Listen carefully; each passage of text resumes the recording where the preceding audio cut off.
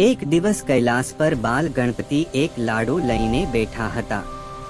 ત્યારે નાનકડા હનુમાનજી ત્યાં આવી ગયા। એમના ચહેરા પર થોડું ઉદાસીન હતું।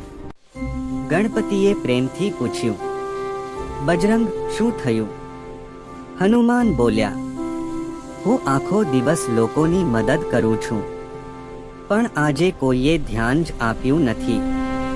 ગણપતિ સ્મિત કરી દીધું। તેમણે પોતાનું એકલું લાડુ અડધી કરીને હનુમાનને આપી દીધું। હનુમાન આશ્ચર્યથી બોલ્યા, પણ આ તો તારો મનપસંદ લાડુ છે।